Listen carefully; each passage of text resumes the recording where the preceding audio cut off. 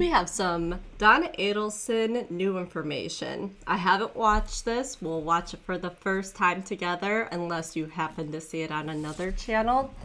But Donna's making a whole bunch of claims in her jail. So we'll see if we believe it.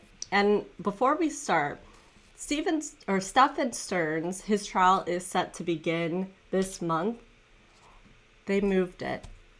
I don't have the new date, but this is like the third time that they've pushed it back, and I'm surprised that they're allowed to keep doing that.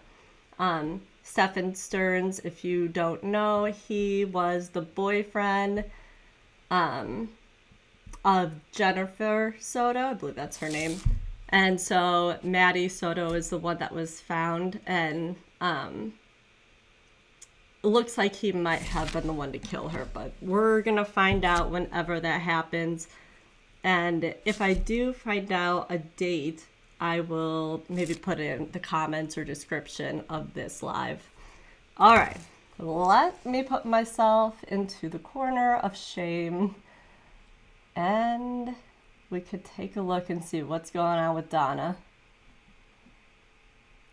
I recently saw the clip of her when she was getting arrested at the airport when she was trying to leave the country. And I don't know why, but it's just one of those videos that I always find really funny. All right, let's start.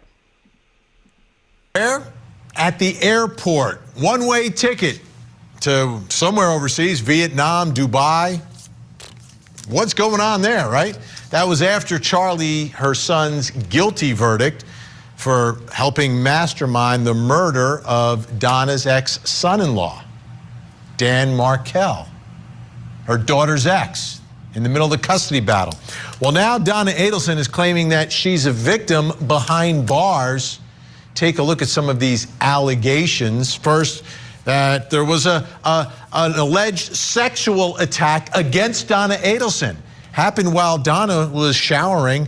Another inmate ran her hand up her spine from above her buttocks and asked Donna if she liked it. Donna screamed and caused the aggressor to leave the area. Donna Adelson, also the victim of an alleged physical attack. I'll try to get that first one out of your mind, the images out of your mind. Donna was standing and facing her bunk bed.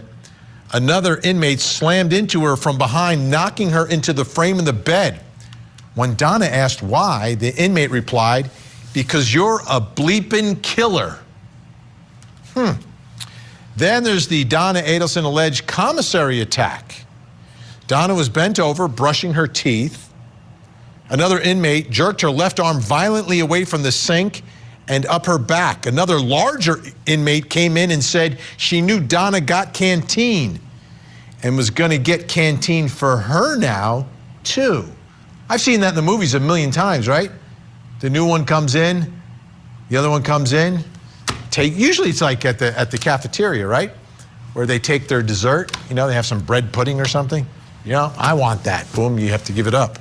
So these are serious attacks, right? A sexual attack, physical attack. They're going after her canteen goods.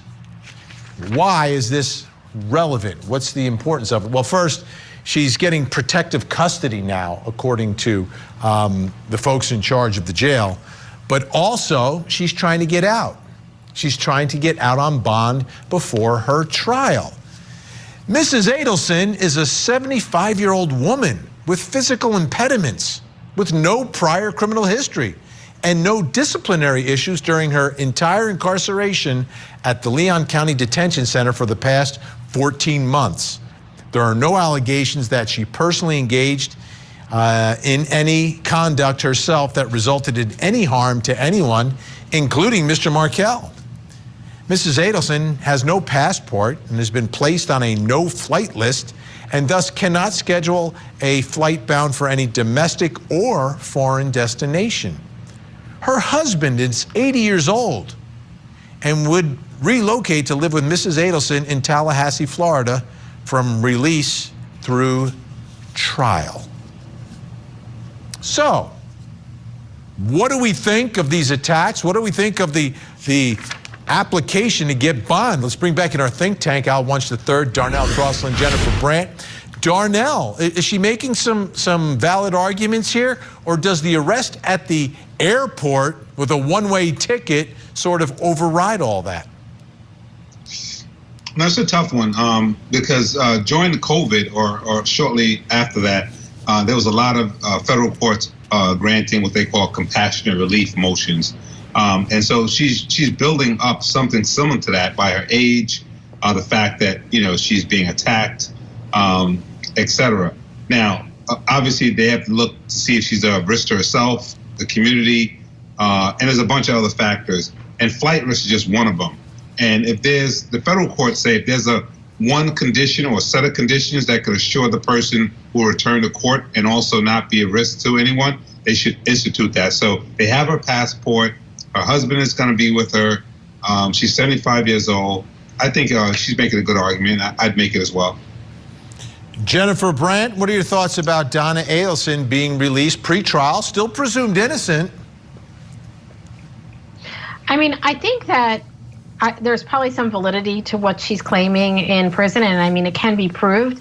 But I mean, she is vulnerable there. I mean, she's older. She's never been in prison before. She's not a hardened criminal.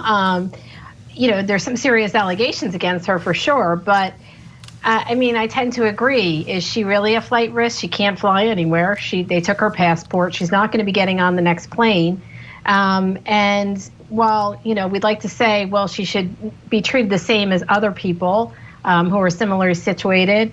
I mean, she is 75 years old, and maybe she is a bit, maybe it would be best for her to be outside of the prison, just awaiting her trial.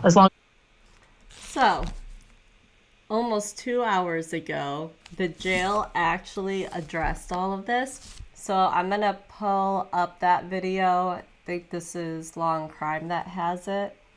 We'll see what the jail said. Also, she's a flight risk. I mean, 100%. You don't even have to factor anything else. She's a flight risk. She tried to leave once. She would try again. That's my opinion.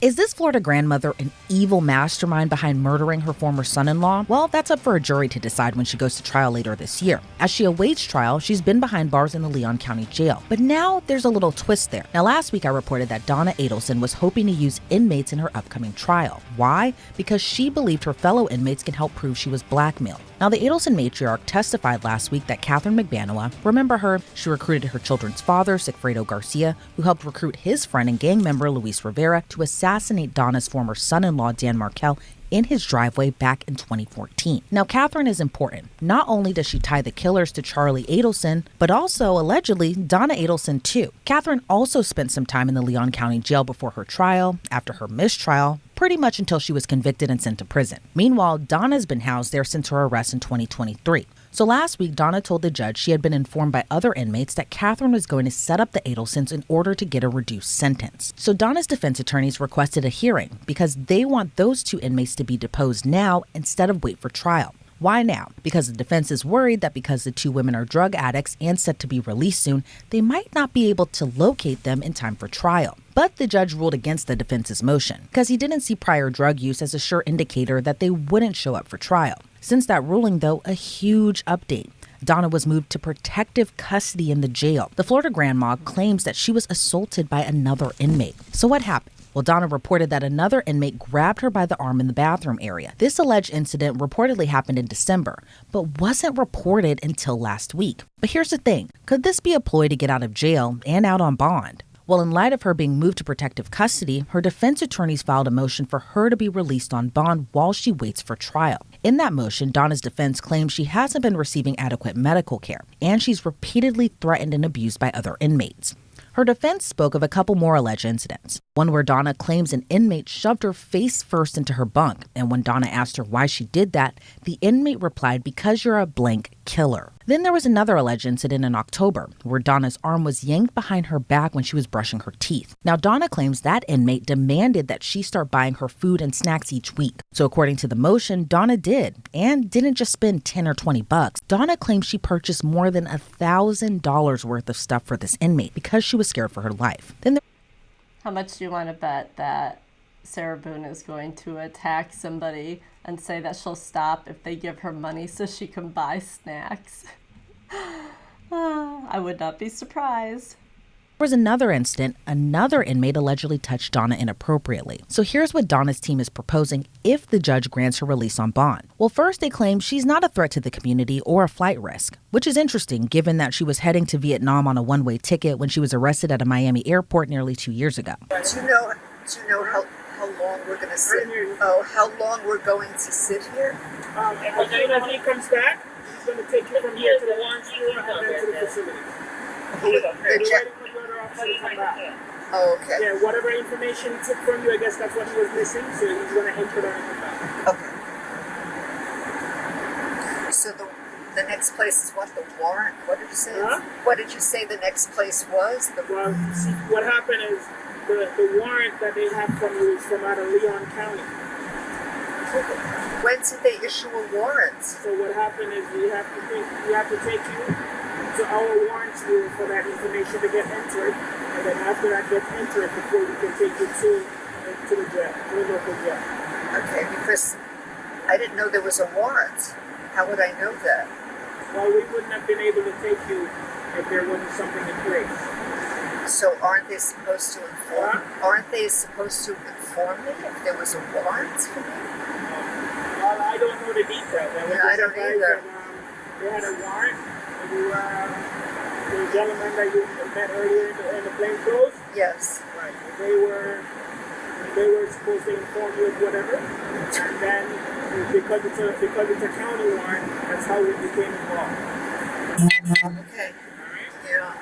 But here's what Donna's defense is also offering. They say Donna's husband Harvey would move to Tallahassee to stay with her while waiting for trial if she's released. They also say electronic monitoring, a curfew from 7 p.m. to 7 a.m., and no traveling outside of Leon County. Now it'll be up to a judge to decide if he agrees with that. I mean, Donna is facing really serious charges: first-degree murder, conspiracy to commit first-degree murder, and solicitation to commit first-degree murder. So for now, until the judge makes his ruling in light of this information, she'll remain in solitary confinement for the time being. We have so much to break down with this recent update. Let's bring on former Palm Beach County State Attorney, that's Dave Ehrenberg. Dave, always great to see you. What's your reaction to not only Donna Adelson being moved to protective custody, but also the defense motion to release her on bond in light of these instances of alleged assaults while she's been locked up? She's been trying to get out of jail from the beginning. She's been in custody and pre-trial. She's been trying to get the charges dropped. She got a new lawyer. She's trying everything because she hates where she is. At the very least, she wants this trial to go ASAP. She cannot believe that someone who's lived such a perfect life, who's never been involved with the criminal justice system, has to endure this, to be in a city she hates. She's made it clear she hates Tallahassee. Well, that sounded a lot like Sarah Boone. Just saying. To stand trial on something she never thought she would stand trial for. And so I'm not surprised she's just throwing everything at the wall. I mean, she says that there's some fellow inmate who told her that Katie Magbanua set her up. She's just going to try everything. It won't work. It's not going to work. She's going to stand trial in June. I think the evidence is strong against her. So a lot of this stuff is just window dressing. And I want to kind of talk more about that last point that you had made about the blackmail attempt by Katie Magbanua. It's pretty interesting, given that last week she did claim that inmates could testify she was being blackmailed by Katie. What are your thoughts on that, especially in light of her being moved to protective custody? She is a high-profile figure. I mean, she's someone that is well-known and not very well liked. I mean, she's someone who's made it clear that she hates Tallahassee and that she's lived this life of privilege while she was involved allegedly in hiring hitmen to kill her estranged son-in-law, someone I knew, by the way, Danny Markel, who was a great guy, and no one deserves that fate, but especially not Danny Markel, who gave up so much of himself to others. But to go back to your question, I think this whole attempt at this extortion is just reminiscent of Charlie and his defense at trial, which, as you remember, did not work. So I think if she's going down the road of setting up an extortion defense that Katie McBanowa set her up, that is a road that will have a dead end, because it didn't work for Charlie. It's not going to work for her. Her better defense is to focus on Charlie and say, this is the son. He did this. I had his back because I love my son, but I wasn't involved in the murder itself. That's her best defense. But she'll never throw her son under the bus. Charlie is a mama's boy, and that family is so tight. So I think they're going to go down with the ship, to use another metaphor, and go forward with this extortionist plot that didn't work for Charlie at trial, and it's not going to work for Donna. And are you surprised that, given that Donna did have to switch her defense team, given that she's still kind of running the same playbook as Charlie, even with these new defense attorneys, are you surprised that she's kind of throwing the same kind of different defenses, the same ones that didn't work for Charlie, but somehow she thinks that they'll work for herself? Why do you think she's even doing that? Elizabeth, you have hit the nail on the head. I was surprised, because with a new lawyer, you would think they'd have a new outlook on the case, a new perspective. But instead, they're adopting the Dan Rashbaum defense, which Charlie used, which is that Charlie and Donna are victims of this double extortion plot. And it doesn't make any sense, because why would Katie McBanowa have any beef with Danny Markel? Also, if you're going to try to get money out of Donna and Charlie, why kill Danny Markel first? Why don't you just go to them and say, hey, I'm going to do you harm unless you pay me big money? But instead, this whole convoluted double extortion plot is so preposterous, because it means that you had these two hitmen drive 8 hours to Tallahassee twice to kill someone that Charlie and Donna hated. Well, why do that? Why not just go to Charlie and Donna and say, give me money? Why kill someone they hated first and then say, now you're next unless you give me money? It doesn't make any sense. Exactly. And I kind of agree. All right. So I'm going to call it. So she is now in solitary confinement. That would be like a slow torture. That would be awful, I think. But maybe she's happy about it, so she doesn't have anything else happen to her. Just a real quick summary. As we know, the oldest son, although I'm completely blanking on his name, the oldest son won't talk to any of the family members because he believed that they were all somehow involved in this. And he's a doctor, and he wanted nothing to do with this. I think that's very interesting. The dad in this case has never been a suspect, and no really like even looking into him, which I again think that's interesting. But I made a prediction for a New Year's video that I did, and I think that Wendy is soon to be arrested and stand trial.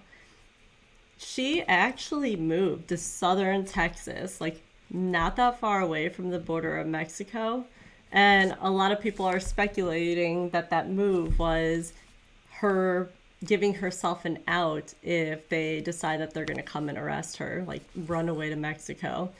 That will be interesting, but I do hope they pursue her. It seems like she would probably have to know about this. And I mean, she can say that she didn't, but hopefully the police can put together a good argument.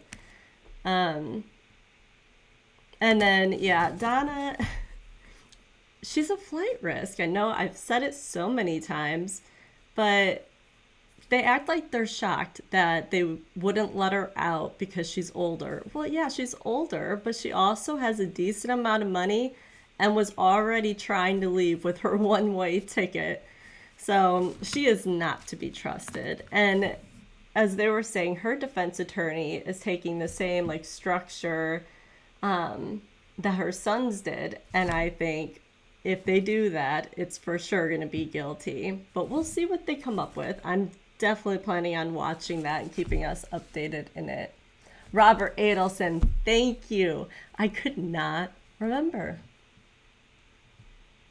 I did confirm the move to Texas. Yes, she is in southern Texas. And keep in mind, even when Dan Markel was alive, she wanted to bring her kids to Miami because that was the area that her family was in. And the dad, I think, may still be living there right now, even so Donna is in jail. But for Wendy to go all the way to southern Texas after trying to get to Miami because that's where she ultimately wanted to be, it's definitely sus. Like, I do not... she just seems like she's lining it up. I really think that she could try to escape as well. All right, I am going to be done with here. I'm glad we got a little bit of a recap with Donna. I have to...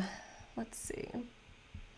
I have a little bit of work I have to do, but in just a couple hours, I'm going to be back to do the rose petal murder and give everybody all the information on that.